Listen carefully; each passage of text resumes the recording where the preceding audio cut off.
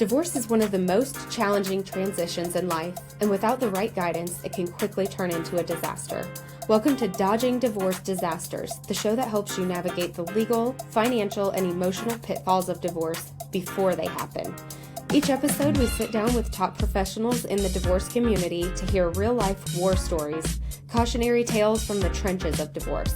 But we won't just leave you with the horror stories. Our experts will break down exactly what went wrong and, more importantly, how you can avoid making the same mistakes. Whether you're in the early stages of separation, deep in the process, or supporting someone through it, we're here to help you move forward with clarity, confidence, and fewer regrets. We're your hosts, Lori Hawkins and Pam Abarashed. We are local experts in the areas of real estate and lending, and we're so excited to be sharing these incredible professionals with you. Let's dive in. Today, we have the pleasure to talk to Abbie Pedroza, and one of her specialties, which we'll get into much more, is in child custody cases, and why she loves those and how she kind of got into family law.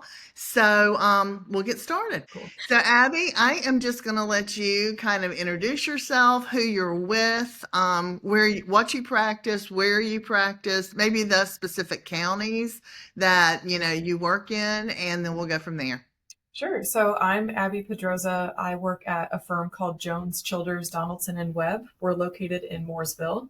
So I primarily practice in Iredell County, but I'm more than happy to take cases in really any county that's around here. And I do take cases in other counties as the need arises. I do family law. Almost all of my practice is family law. I'd say about 90%. I will take a couple of one-off civil cases here and there as, again, the need arises, or employment law. I do a weird number of those cases too, but mostly family law. And as Lori mentioned, I really love custody cases. That's a big part of my practice right now. So that's a little bit about me. Again, mostly Iredell County and Mooresville surrounding area. Okay, great. Awesome. Thank you for introducing yourself, and we're super excited to have you here today. First and foremost, we always like to know the fun things about our guests. So you have 2 dogs and a husband. Tell us a little bit about them and how long have you guys been together and all the fun things with that.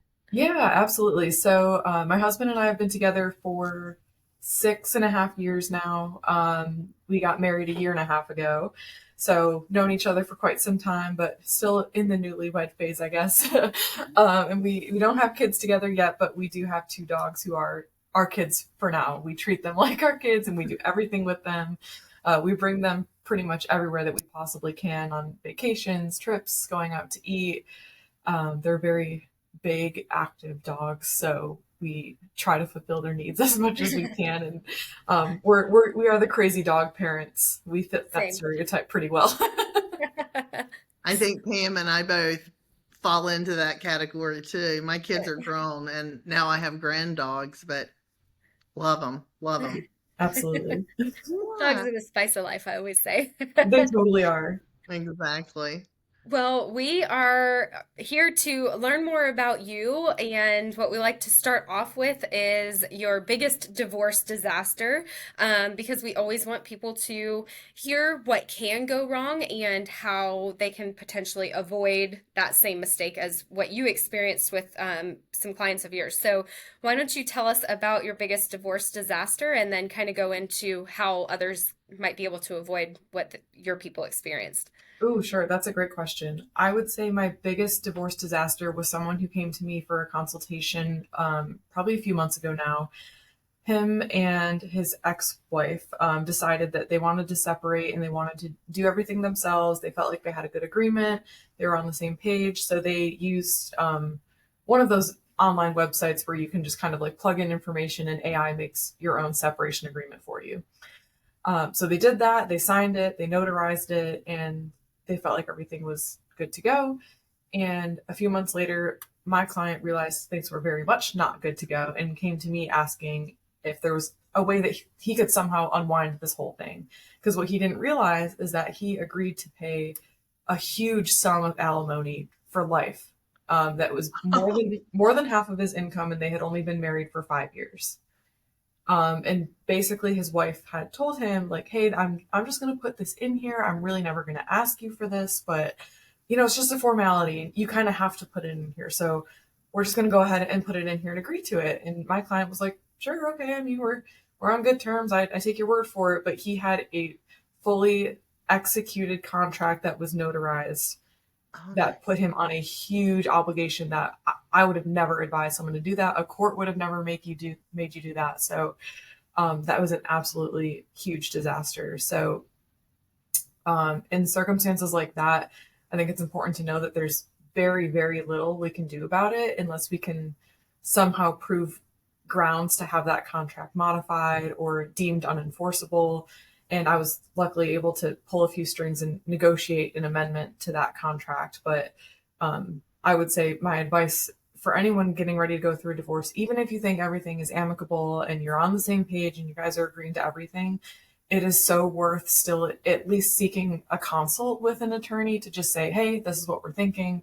How does that sound? Or can you read through this agreement and let me know if you see any red flags? Because this was really a rare circumstance of being able to fix it. I would say 99% of the time you can't fix it. So you really want to be sure you know what you're signing and that you have a good agreement before you go ahead and do that whole thing. Yeah, I would say paying a family law attorney is much cheaper than half of your income in alimony for the rest of your life. Yikes. 100%. Yeah. That is the best advice. And two things. I always say that you don't know what you don't know, and that is a really good example of that. And two, things are always good until they're not. And that can happen in a blink of an eye when it comes to the divorce situation. So, because emotions are riding high. So, Absolutely. Gosh, that is, I'm so glad you shared that. That was an excellent. It was crazy too. And the thing is, people, I understand, it can be expensive to hire an attorney, but it really would have been cheaper if you hired someone to write up an agreement for you the first time around. Right. Rather than, pay an attorney to try and fix it. It's expensive. It's not a guaranteed successful outcome. I was kind of shocked that we were actually able to fix it, honestly. So, yeah. Wow, that's amazing. Well, okay, now I know you love all aspects of your job when it comes to family law, but you did mention like child custody cases. Why is that important to you? How are you kind of zooming in on that part? Yeah, I think one reason that child custody cases are important to me and why I really am eager to take those cases is because of the room for creativity. When you think about cases that are purely child support or alimony or property division, you're dealing with numbers, and a lot of the time they are what they are, and you're just kind of figuring out how we can make that work within someone's lifestyle, which is absolutely a critical part of separating and very important and should never ever be overlooked. But I love getting to assist clients with custody cases because there's just a wide range of facts. I always tell people that there is a huge difference between what the truth is and what we can actually prove in court. And so I really love being able to collaborate with my clients to figure out, okay, what's your goal? Let's start there. Let's figure out what's your ideal custody schedule? What are we fighting for? And then let's take it back a few steps and what can we do to get there? What's the best possible evidence that you and I can work together on to prove that this is the custody that a judge should order, or this is the agreement that we should reach in mediation. And I just think there's a lot of opportunities for me to actually get to work with the client on a very personal level to sit down and say, okay, this is what you're doing now. I think you should maybe consider doing this to prove that you are capable of having a week on, week off schedule. Or, do you have any photos from this event? Or do you have a copy of a schedule that you've been keeping of all the things that you've been doing with your kid? Because it's a lot. It's not as black and white as plugging in numbers into the child support guidelines and spitting out, this is your monthly obligation and this is what you're going to receive, or this is what you're going to have to pay. I just love the collaborative aspect of really getting to be able to get to know my clients. Mm-hmm. What are your best qualities as a parent? What are some things that I can tell you that maybe you should work on because a judge would really like to see those things? And how can we come together to get a result that you're going to be okay with and that's sustainable in the long run. So that's really a big reason that I am fortunate, I would say, to be able to work with clients who are going through a custody situation. Mm-hmm. Yeah. No, that that makes sense. And I think that all of us, because I've gone through a divorce. Now my children were older, so we didn't have to worry about that. But I think all of us parents that are going or have gone through a divorce, our children, no matter their age, is our number one priority, and especially for parents of younger children, because the parents are choosing this, but the kids aren't. Absolutely. And I mean, I know even as a CDRE, one of the things that I require a parent to do before I ever put a sign in the front yard is to make sure the children have been notified or have been told that the house is going on the market.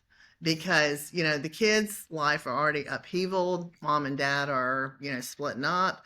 And bless you. The last thing I want is for them to get off the school bus and see a sign in the front yard and then think, holy cow, now my safe place is Sure. being sold. So yeah, that's really important. And but okay, let me ask you something else though. You mentioned, and I am not an attorney, so I'm not sure if what I'm going to say is right. That's the reason I'm asking. There really is. I think there's two, if I'm correct. There really are two basic calculations for child support. Unlike alimony, which is a give and take, you can pretty much go online and find the calculator basically for child support so that you can see how much child support you're going to receive based on, I don't know, the amount of time that I don't even remember what the two things are, the amount of time that each child spends with the appropriate parent. Is that correct? Yeah, that's right. There's North Carolina child support guidelines that you can find online, and you are right. It's pretty much two different versions, one for primary custody and one for joint or shared custody. And that pretty much depends on the number of overnights that each parent is getting. That is what dictates which guidelines you use. And then from there, once you get into the actual worksheet, it asks for a whole host of information. So it'll ask for how many kids you have, what is each parent's gross income. It's not your net income after taxes, it's your gross income before taxes. Um, Other work-related childcare expenses. So if you are having to pay, $1,000 a month for daycare, that would go into your column as something that you'd get credit for. If one parent is paying for medical, vision, and dental insurance, that's also accounted for. There's one tricky category that's known as extraordinary expenses, and people tend to get confused on things like that. Some people might think, oh, I can, put in the cost of my kids' soccer fees. That's an extraordinary expense. You can't really put that in there because a lot of judges will consider that to be optional. It's not needed for the upbringing of your child. It's nice that you're choosing to do that, but you can't really get credit for it in a child support sense. But those are the main numbers that the guidelines consider. And then from there, once you plug in all the factors and hit the little enter button, then it spits out a number of what one person is going to owe the other. And the child support guidelines are really nice because they're meant to be just a standard, unbiased mathematical calculation so that a judge can't say, I don't like this dad. He seems like, kind of a scumbag. So I'm going to make him pay his whole paycheck to this woman. Mhm. Or, wow, this seems like a really awesome dad. He shouldn't have to pay that much. It's not like that because it has nothing to do with the parents. It has everything to do with the kids and what they need to survive. So it's guidelines. It's just mathematical, with the exception being if your household income is over $350,000, then the guidelines don't apply. That's a whole other Mhm. that's a whole other calculation, I guess I'll say. Yeah. I was going to say mess. It's not a mess. It's just a calculation. Calculation. Okay. Okay. So I'm so curious to know about your clerkship. So you had a clerkship working hundreds of cases and actually got to pretty much shadow a judge, which I don't know if that's common, but I've never heard any other attorneys tell us about that. So can you give us a little That's more cool. information about that and the experience you gained in that role? Yeah, absolutely. So my very first job out of law school was a clerkship. I decided to go that route because of an internship that I had. And one of the attorneys who was supervising me had said, if you're thinking about practicing something that's state law intensive, like family law, you should really do a family law clerkship, because you will get to be so involved in learning the law, learning all of the intricacies, that this attorney had felt that it would be good for me, because I could kind of skip ahead of a lot of the shadowing phases that newer attorneys have to do, because I'm doing it by sitting in the courtroom. And so I took his advice. At the time, I was living in Maryland, and the court systems are different up there. It's pretty different from North Carolina in terms of how judges do their cases. Really, they have one judge who sits in a family law rotation for a whole year, and then the next year he'll do only criminal law, and the next year he'll do only like civil and personal injury law. So as luck would have it, I really didn't even plan it this way. I had just been applying like crazy. The judge that I got accepted to do the clerkship for was about to do a year-long family law rotation. And I thought to myself, wow, this is perfect. I really think this is meant to be. Yeah. And I cannot imagine starting my career any other way now that I have done that. So in my clerkship, like you said, Pam, I got to really shadow a judge. That was a big part of it. I was in the courtroom with him for every single case, and I prepared him for every single case. So my responsibility was to look through all of the court filings, all of the complaints, every single motion that's been filed, and pick out what are the actual issues, what are we going to be hearing about today. And I would also give a forecast of what I think the evidence is going to show, predicted arguments, things to be prepared for. And then at the outset, I would also start doing some legal research, because I could see from certain filings, oh, this might be a new issue for us that we haven't seen before. So how can I get ahead of the game and see, so that the judge is prepared when he's on the bench, so that he doesn't have to say, oh, I'm going to have to go back and research that. We've already got that and we already know all about it. So from there, I got to see every case that he did. Wow. And again, it was probably hundreds, and it was custody, divorce, alimony, child support. And so, one of the benefits was getting to learn the law. I got to see, how does a custody case work? What are all the intricacies? But even above that, I think what I really took from my clerkship was I got to see hundreds of attorneys. And so I got to see the most well-prepared attorneys, the unprepared attorneys. And does that really make a difference to a judge? And it does. It is so clear when an attorney is prepared and when they're not prepared. It is so clear when an attorney knows their client or when they don't know their client. You could tell there were certain ones who, this may have only been the second time that they've met. And there's other attorneys where it's like, I can see that you guys have met monthly, maybe even weekly, and you guys really know each other, and you're in tune and you're on the same page, and the way that you testify, it totally makes a difference. And so I had, in addition to my written physical notes of things that I wanted to understand about family law, I had all these mental notes about the type of attorney that I want to be. And you can't win every case. Not every case is a slam dunk, but I was able to take away from that just kind of like principles that I wanted to set for myself. I always want to be the most prepared attorney in the room, because you can't beat me and you can't stop me if I'm at the very least prepared. I can do the very best job for my client if I know everything that there is to know, and go into into the courtroom feeling like I have a good grasp of what's going to go down. So that really transformed the way that I wanted to start my practice. And I'm very intentional about the way that I talk to my clients, the way we prepare for cases, and the way that we show up in court. So that was my favorite job that I've ever had. I really love it. Wish I could do it forever, but this is also a really awesome job, getting to finally put to test all the things that I learned and execute those things on a daily basis. Mm-hmm.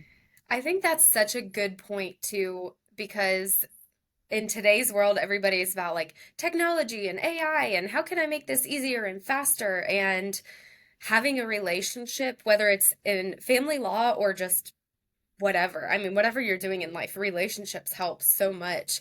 And going back to your divorce disaster here, that client wanted to be non-relational, and they wanted to, be as cheap as possible. But that just proves what you were talking about.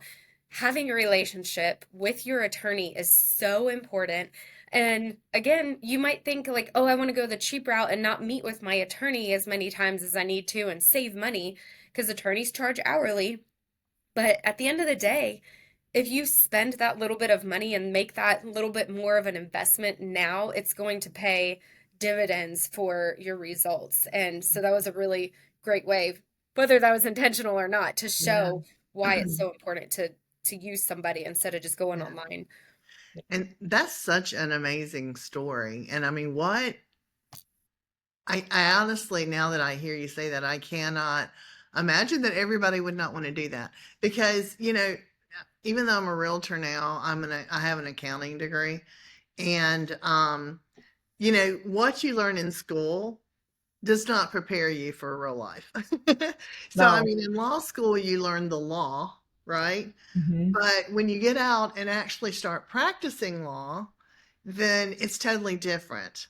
And you do have to, even as a realtor, I know I'm one of the, in fact, I'm the only one that I know that actually just does divorce real estate. But even as a realtor, everybody doesn't do it the same way. We all have to abide by the same real estate law, but we all handle our cases differently.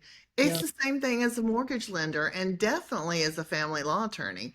And for you to have the privilege to sit in court and observe hundreds of attorneys that come in, you're like, okay, I want to take this aspect of this person. I want to take Yeah. this aspect of this person and make yourself into a great attorney as you are now. So I mean, that was wonderful. I'm so glad you had the advantage of doing that. I am too. And like you said, Lori, law school, it teaches you the law, but it really does not teach you how to be a lawyer.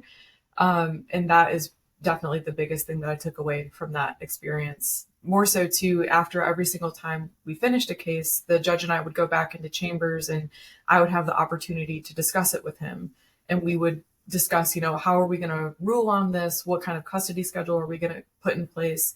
And I got to hear my judge talk out loud, and he would say, I really wish I got more information on this. I didn't hear a whole lot about the mom's work schedule or how often is she going to be traveling. I understand she has to travel for work, but really how often is that and what kind of support system does she have? So it really made me think I have to always keep in mind that this judge doesn't know anything about this case. It's Right. very familiar to me because I've been Right. talking to this client for months, but this is the first time they're getting any of this information, so nothing can be overlooked. But it was really cool to get inside the brain of a judge and understand what are they hearing, what are they looking for, what are the things that they like to hear, what are the things that they don't like to hear, and how can we prepare all of our cases in accordance with that. And then on the same hand, knowing that information, I can talk to certain clients and see, okay, I don't see this maybe playing out so well for us in court. We should really consider settling this. Mm, It informs that part of my practice too. yeah. Yeah, totally. Okay. Tell me what you think would be the best advice or tips. Let's say someone is looking to start the divorce process. They're trying to start. I think it's overwhelming when you start looking for a family law attorney, right? Because there's a lot of you guys out there. Mhm. And what should they look for if they are going to set up a consultation with you? What should they already have done, prepared to maybe bring to you to make the most of that 1 hour? What advice can you give people? I would say to gather as much information about finances as possible, because if that's applicable to you. I mean, sometimes it's not because we're just doing custody and maybe that doesn't matter. But if we're doing the whole divorce process of child support, equitable distribution, and alimony, it's really helpful if I can have as much financial information as possible. However, I do understand, and I do get a lot of clients who come in and say, I was not a part of the finances during our marriage, so I really don't know. And if that's the answer, that's okay. Just either way, it's really helpful if I can know that in advance because that helps me to understand what are we really going to be looking at here? What are our options? Are we going to need to go for the lawsuit route so that we can issue subpoenas to get information that you've never had access to? Or can you hand me, a file folder of all your bank statements and then we can work through this pretty quickly and easily. But anyways, I would say coming to your consultation prepared with what are your goals? I think that is probably the best thing that you can come to me with, because I also fully recognize that you probably don't know what you need. And that's what I'm here for. And I also don't know what you need until we can talk this through for an hour. So I think what is the most helpful is if you can at least come to my office and let me know what your goals are. If you're kind of saying, well, I don't really know what I want for custody. I don't really know what my goal is for, property or child support. If you can at least tell me what are you hoping for, and then we can discuss whether or not that's a realistic goal, or if it's not a realistic goal, but it might be if we wait a little bit, or it could be if we do X, Y, and Z. That's super helpful to me too. But overall, I would say to just come as you are. We can accomplish anything that we need to together. And as a precursor to before even scheduling a conversation, I would say to do as much research as you can. There's a lot of Facebook groups out there where you can ask for recommendations. I would say to check people's online reviews and just get a grip for what kind of attorney you're going to be consulting with.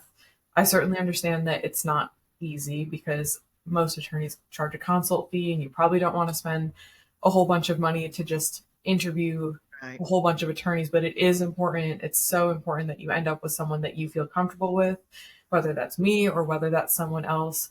You have to know that you have to feel comfortable with who you're giving your money to and trust that they're going to do a good job for you and that they align with your personality and that you guys are going to have a good working relationship. So maybe also coming in with understanding, what am I looking for in an attorney? Am I looking for the bulldog attorney who's going to take this to court and we're going to fight this to the death and I don't care what it takes? Or am I looking for an attorney who's, more compassionate and we can walk through this together and do more of a mediation style process and work through this amicably? Mm-hmm. You should probably know that about your own goals before you walk in the door. Yeah, that's good advice. Yeah, I want to accentuate, because a lot of times I'll have people who are referred to me from like other women who have gone through a divorce or something like that, and they haven't even talked to an attorney yet. And they come in thinking, we're amicable, we want to go through this, as nicely and humanely together as possible. And then one of the spouses ends up with a litigation attorney and they don't know the difference. So if you're listening, hear that there is a difference. There's litigation attorneys, there are just traditional family law attorneys that maybe aren't as motivated to go to litigation. They will. And then there's also collaborative law. So there are all kinds of different facets that you can explore. And you have to really do your research and know what type of divorce you want. Because if you know you guys are going to fight to the death, you need to find an attorney who's going to be really motivated to litigate and go to court and fight for you. Right. Because maybe you need that. Maybe your ex-to-be is kind of a jerk and needs to be fought against. But if you want to have like a compassionate, nice, friendly divorce, then you don't want to go to this bulldog litigation attorney who's just going to be forcing you to go to court. And that was a really good point for you to make, Abbie. Yeah. And all of us have been presenters at Second Saturday. And I'm one of the sponsors at the Second Saturday Lake Norman. And that's another really good way to, because, the second Saturday every month at the Lake Norman Chamber of Commerce from 9 to 12, there are presenters, there's experts there in all the different areas of divorce. And we have a family law attorney there. I'm there. We have a financial, we have the mental health person. So it's another really good way. It's free, and it's another good way and the Lake Norman is specifically for women, but there are groups and online groups that men can attend to. So yeah, it's another good way. Yeah. Well, Abbie, we are so happy that you could join us today and share a little bit about you and your practice. Where can our listeners find you? Yeah, so you can find me on our website. It's Jones, Childers, Donaldson, and Webb. If you just plug that into Google, I have a profile on there that tells you a little bit more about me. You can check my online reviews on our Google page. And we also have a Facebook page too that I'm trying to get up and running a little bit more so that you can see a little bit more of what we're up to. So you can find me in any of those ways. You can contact our office if you're in need of legal services and you'd like to set up a consultation with me or with anyone else at our firm. Our firm is general practice, so if you need something other than divorce, I can almost guarantee that there's someone here that can help you, except for tax and bankruptcy law. But if you are, watching this and you're in the preliminary steps of needing a divorce, I would love to talk with you and see if we can come together and work together to get a good solution for you, whether that means going to mediation or going to court. I'm one of those attorneys that's really more than happy to do either one. I can really appreciate the variety, and some cases are a certain way, other cases are another way, and I have a really deep appreciation for both of those methods. So whatever you're needing, I will accommodate myself to you, and I hope that I can help anyone who's watching. So That's great. Well, thank you so much. yeah, absolutely. Thank you guys for having me. This was so awesome. Yeah, thank you for being here. We'll talk to you soon. Okay.